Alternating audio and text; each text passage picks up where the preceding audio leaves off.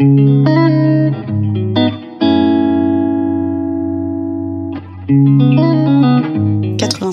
des utilisateurs Vestiaire Collective disent que utiliser notre plateforme leur permet de s'éloigner progressivement de la fast fashion et d'acheter moins mais mieux.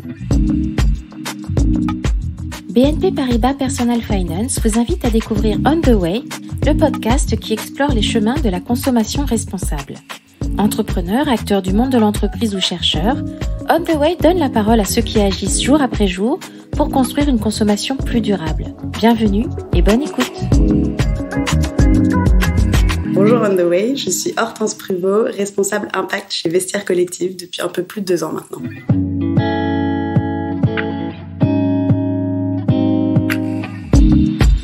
J'ai toujours eu cette réflexion sur qu'est-ce que j'allais bien pouvoir faire de ma vie professionnelle qui aurait un sens et qui me donnerait envie de me lever tous les matins. J'ai commencé par le concours de médecine que j'ai pas eu. Je suis partie faire de la sociologie en Angleterre. Je suis revenue ensuite en sciences politiques à Paris. C'est là que j'ai pris mes premiers cours sur l'environnement. Avant, j'étais plus vraiment sur le volet social, sociologique. Et c'est aussi là que j'ai croisé la route d'Ashoka. On a fait une mission, un projet collectif étudiant pour Ashoka. Pendant 1 an, j'ai rencontré plein d'entrepreneurs du changement, du monde de l'économie sociale et solidaire. Ça m'a mis plein d'étoiles dans les yeux, ça m'a donné plein d'idées. C'était vraiment chouette. Mais après ça, j'avais quand même aussi une envie qui était de voir comment l'économie, les grandes entreprises qu'on connaît tous se saisissent de ces enjeux. C'était les débuts des directions RSE. Et donc, je suis partie chez Synergence, un cabinet de conseil en développement durable et en stratégie RSE, qui ensuite a rejoint Deloitte. Donc, j'étais dans le pôle Deloitte développement durable. Au départ généraliste, stratégie RSE pour plein de grands groupes, beaucoup d'agroalimentaire, finance, etc. Et puis, à un moment donné, avec ma collègue et amie Clémence, on a eu envie de monter un pôle sur la mode durable parce que c'était le grand absent de nos clients. Et on se disait que cette industrie ne bougeait pas assez, commençait tout juste sa prise de conscience, ce qui nous paraissait bizarre, là où, par exemple, les filières agroalimentaires étaient quand même beaucoup plus avancées. Donc, voilà, on a pris nos petits bâtons de pèlerin, on est allé rencontrer plein de monde dans la mode durable à Paris. Et puis, 1 ou 2 ans plus tard, j'ai croisé la route de Dounia Vaughan, qui est donc la Chief Impact Officer de Vestiaire, qui venait de rejoindre Vestiaire Collective et qui cherchait son bras armé pour construire sa stratégie, monter l'équipe.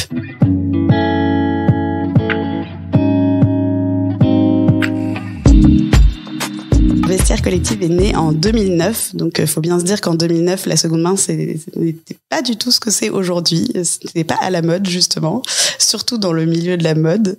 C'était considéré, c'était quelque chose dont on ne parlait pas, c'était considéré comme cheap, ça ne se faisait pas, la seconde main. À l'époque aussi, il y avait que des généralistes de la seconde main, comme eBay, Le Bon Coin.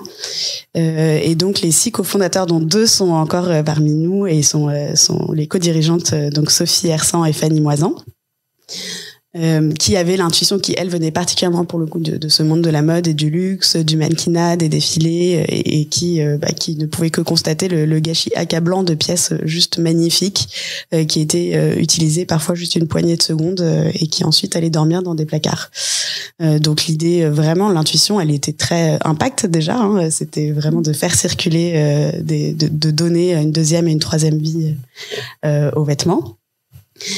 Et puis, il y avait aussi l'intuition, du coup, pour prendre le contre-pied des marketplaces très généralistes comme Le Bon Coin et eBay, de créer une vraie marque de mode avec un ADN mode, avec une ligne éditoriale claire et de générer de la confiance dans ce marché. Parce que quand on achète des pièces de 1 000 € en ligne, et voire même de 10 000 € en ligne, parce qu'on vend aussi des sacs Hermès, etc., c'est évidemment, le facteur confiance est très important. Donc, pour ça, elles ont inventé même un métier de toute pièce, l'authentification, qui se calque un peu sur les métiers des experts qu'on peut trouver en maison de vente. Donc des personnes qui connaissent par cœur tel designer de telle année sur tel sac, il y avait telle couture, telle typographie, telle fermeture. C'est vraiment un monde palpitant. Si vous avez l'occasion un jour de venir à Tourcoing pour visiter le centre d'authentification, c'est absolument génial. Donc voilà. Et à l'origine, ça s'appelait Vestiaire de copines parce qu'il y avait un aspect communauté très important, qui est toujours très important. Mais avec l'expansion internationale, le nom a changé pour Vestiaire Collective.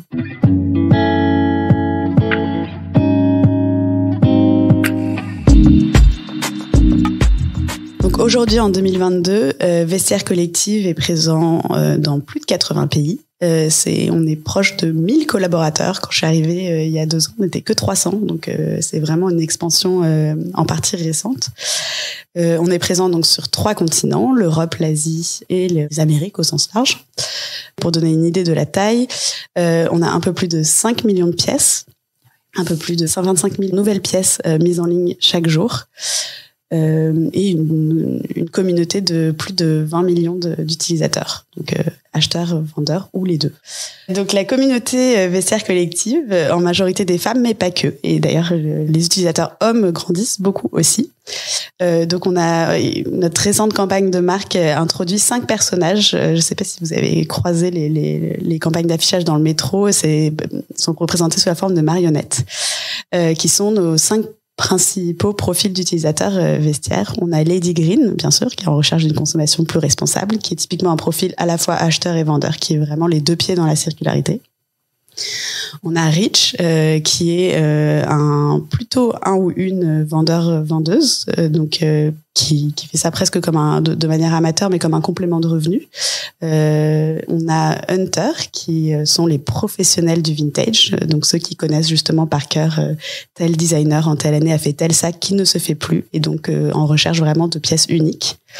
On a Miss Classique, typiquement des utilisateurs en recherche plutôt de classiques intemporels, indémodables, de belles pièces, le trench Burberry, le sac en cuir Céline. Et puis Drops, bien sûr, parce qu'il y a aussi toute une partie de nos utilisateurs qui sont là pour l'accessibilité, puisqu'en seconde main, il y a une décote qui s'applique bien sûr sur les produits qui permet de faire des bonnes affaires et de trouver des très belles pièces à prix cassé.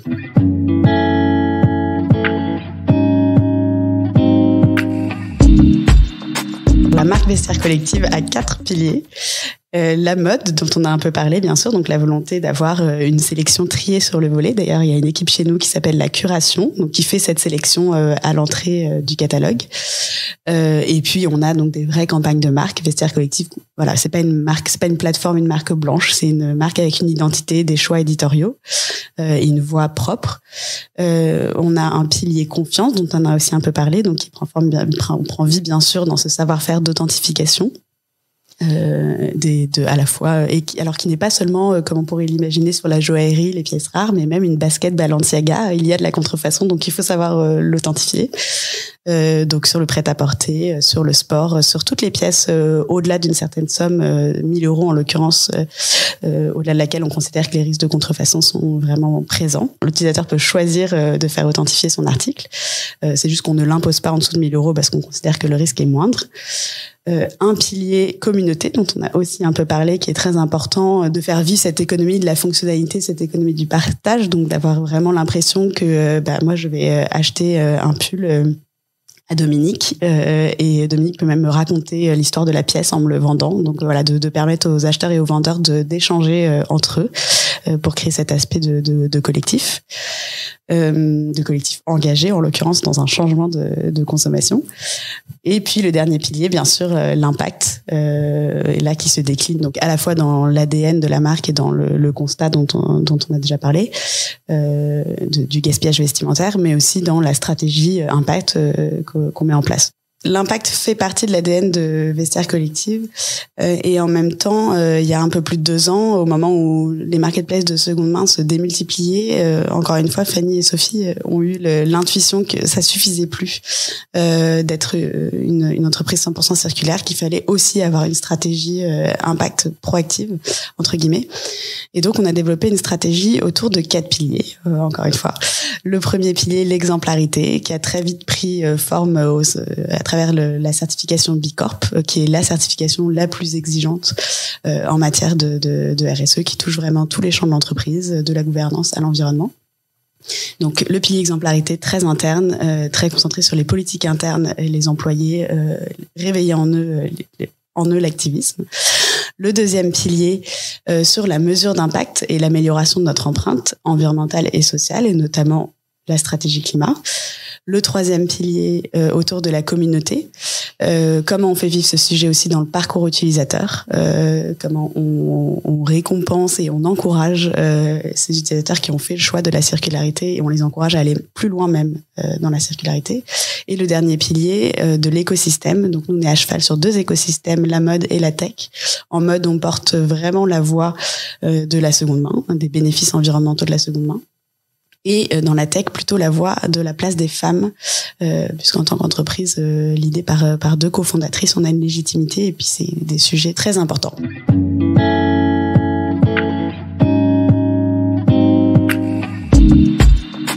Par rapport à une entreprise classique, Vestiaire Collective, et comme toutes les entreprises 100% circulaires d'ailleurs, comme Back Market que vous avez reçu aussi, on travaille sur 2 volets de mesure d'impact. Le volet classique qu'ont toutes les entreprises, qui est la mesure de tous nos impacts directs et indirects, et un volet plus sur une catégorie qu'on appelle les impacts évités. Donc justement pour aller chercher et objectiver ces bénéfices environnementaux de la seconde main. Donc, on travaille avec les méthodologies relativement classiques de la mesure d'impact environnemental, les analyses de cycle de vie, où là, on travaille sur la comparaison de 2 scénarios, le scénario d'acheter du neuf en magasin versus le scénario d'acheter de la seconde main sur Vestiaire Collective. L'analyse de cycle de vie, ça permet de regarder toutes les catégories d'impact environnementaux, donc pas juste le carbone, l'eau, la biodiversité, etc. Et ça permet aussi de regarder tout le cycle de vie du vêtement, donc de la production de la matière première jusqu'aux coûts environnementaux de la fin de vie, de la gestion des déchets textiles.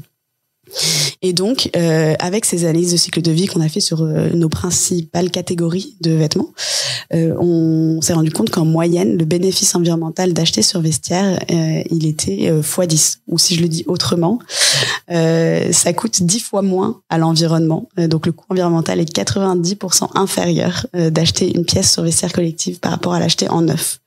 Donc, c'est juste énorme. On a plusieurs pistes pour expliquer ce taux important. Bien sûr, le fait de prolonger la vie du vêtement, ça permet de compenser, entre guillemets, les impacts de production sur plus d'années de vie. On a un chiffre qui existe qui dit que quand on prolonge juste 2 années la vie d'un vêtement, ça permet de réduire jusqu'à 70% ses impacts carbone, eau. Donc voilà, c'est vraiment le principe d'amortir presque sur plus d'années de vie, parce que le coût environnemental de production d'un vêtement est vraiment énorme. C'est vraiment de l'industrie lourde. Si on se concentre sur le carbone, qui est notre impact le plus matériel, parce qu'évidemment il y a beaucoup de transport, on est vraiment une plateforme logistique, donc on envoie des produits un peu partout dans le monde. On travaille encore une fois sur 2 volets, sur la réduction de notre intensité carbone. Donc là, bien sûr, on va par exemple s'assurer que l'algorithme pousse toujours en priorité les produits locaux.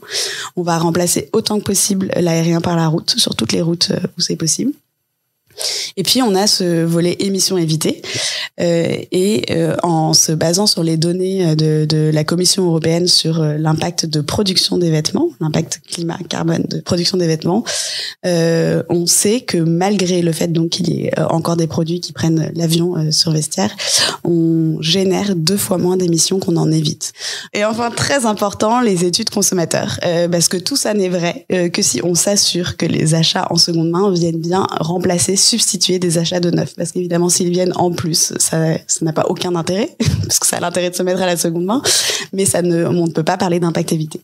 Donc on interroge nos consommateurs pour savoir, réfléchissez à votre dernier achat, est-ce que vous diriez que ça vous a permis d'éviter pendant un certain temps de racheter du neuf, est-ce que c'était même du 1 pour 1, est-ce que vous n'êtes pas sûr, peut-être, voilà.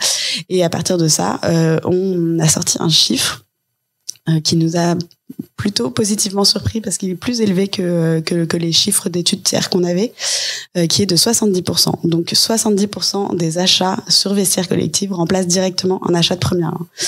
Et ça, on pense que pour le coup, c'est vraiment lié à notre modèle et à notre choix d'être plutôt haut de gamme et aussi à la communication et au marketing qu'on revendique, qui est vraiment de pousser les utilisateurs à investir.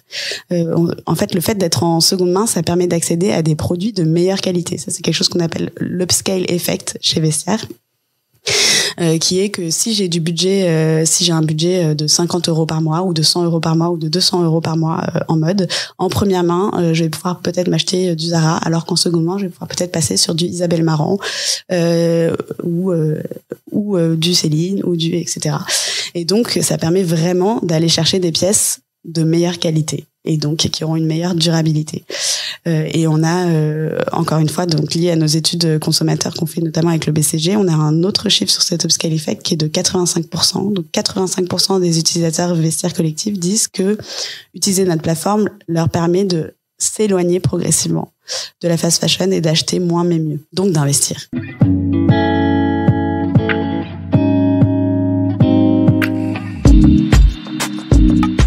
Le marché de la seconde main, il croît plus vite que le neuf, il croît plus vite que la fast fashion. Donc ça, c'est des stats encourageantes. Mais malgré tout, bon, on va se regarder en face, ça reste des cacahuètes quand on regarde les volumes d'achat au global. C'est difficile de trouver les chiffres parce que selon si c'est en volume ou en absolu, mais on dit autour de 4% des ventes. Voilà. Ou dans certaines études, les Français, par exemple, 50% des Français ont acheté une pièce en seconde main cette année. Bon, c'est cool, mais c'est pas assez en fait. Quand on regarde le degré d'urgence climatique et environnementale dans lequel on est, on veut vraiment que ce marché explose beaucoup plus vite et on veut vraiment aider les gens à transiter vers de la seconde main, à la fois à l'achat et à la fois à la vente, à faire circuler leurs pièces. Et donc pour ça, on agit à différents niveaux. On a une partie de lobbying parce qu'on pense que les pouvoirs publics peuvent jouer un rôle très important, par exemple avec des incitations fiscales. On parle beaucoup de TVA verte. C'est vrai qu'il n'y a pas vraiment de raison de retaxer les produits en seconde main qui ont déjà été taxés en première main. Ça nous permettrait, nous, de baisser notre commission et toujours dans cette dynamique de rendre accessibles des pièces durables. En plus, ces incitations fiscales ont vraiment fait... on a la démonstration avec l'industrie automobile, par exemple, que ça fonctionne. L'industrie automobile est presque à l'équilibre entre l'achat d'occasion et de neuf. Mais parce que elle a reçu énormément de subventions et d'aides des pouvoirs publics. Donc, les pouvoirs publics ont un rôle à jouer. Ensuite, il y a bien sûr, je pense, la communication, le marketing... on apprécie beaucoup, par exemple, le marketing de Back Market. Voilà, vous êtes des héros d'acheter de la seconde main pour faire réaliser aux gens. Et nous, vraiment, on s'inspire de ça et on utilise nos chiffres dans nos communications, dans nos CRM, etc. pour vraiment encourager les gens et leur montrer que leur acte d'achat en seconde main n'est pas le même qu'un achat en première main. Et puis fluidifier au maximum l'expérience client pour que ce soit aussi facile de trouver ce qu'on cherche en seconde main qu'en première main. Et puis le dernier volet, je pense, c'est aussi de prendre conscience des principales critiques qui sont faites à ce marché explosif de la seconde main, qui est un peu l'effet rebond. Voilà, est-ce que finalement on n'encourage pas la surconsommation ? Justement avec cette accessibilité, donc en fait c'est moins cher donc je peux en acheter plus, ou alors pire, il y a un marché de la seconde main donc en fait j'ai pas besoin de réfléchir beaucoup à ce que j'achète parce que je pourrais toujours le revendre. Plusieurs choses. Déjà c'est une des raisons pour lesquelles on a pris la décision récente de vraiment arrêter la fast fashion, de sortir de ce marché-là qui justement n'a quelque part déjà aucun sens en seconde main, parce que déjà que le modèle économique en première main, il faudra quand même expliquer comment on vend un t-shirt à 5 € et on rémunère les ouvriers qui l'ont fabriqué. Mais en seconde main, c'est pareil. Nous, on a un modèle de commission. Je comprends. Enfin, il n'y a pas de modèle économique pour une pièce à 5 €. Ça, c'est une première chose. Mais au-delà de ça, en plus, une pièce à 5 €, généralement, elle se déforme au bout de 1 ou 2 lavages. Elle n'a pas cette capacité, en fait, à avoir une deuxième et une troisième vie. Et puis, elle n'est pas dans cette dynamique que nous, on prône auprès de nos utilisateurs du moins mais mieux. Nous, ce qu'on veut, c'est vraiment investir. Même un t-shirt en coton, on peut investir dans un bon t-shirt en coton bien tricoté et qui va tenir en fait dans le temps. Et par ailleurs, la fast fashion, en plus d'être désastreuse dans ses conditions de production, est aussi désastreuse dans sa fin de vie. Je pense que maintenant, tout le monde a bien pris conscience de ça parce qu'il y a une ONG qui s'appelle The Ore Foundation qui fait un travail formidable pour éveiller les consciences sur ces sujets. Mais donc nos déchets textiles des pays occidentaux, ils sont principalement envoyés en Afrique, qui en reçoit en fait, enfin en Afrique et d'ailleurs en Amérique du Sud, dans pas mal de pays en développement, qui en reçoivent en fait une telle quantité que c'est complètement ingérable. Ils n'ont pas du tout les capacités, les infrastructures pour le gérer. Et puis de toutes les façons, c'est trop en fait. Même s'ils pouvaient les gérer, on génère vraiment beaucoup trop de déchets textiles. On est vraiment dans un système de surproduction et de surconsommation qui a atteint des seuils phénoménaux. Et donc voilà, ça aussi, ça a évidemment contribué à notre décision de sortir de la fast fashion. On ne veut pas participer à ce système d'une manière ou d'une autre. Et donc, si on continue de donner une option aux gens de revendre de la fast fashion, on continue à les encourager à acheter de la fast fashion. Et c'est pas ce qu'on veut.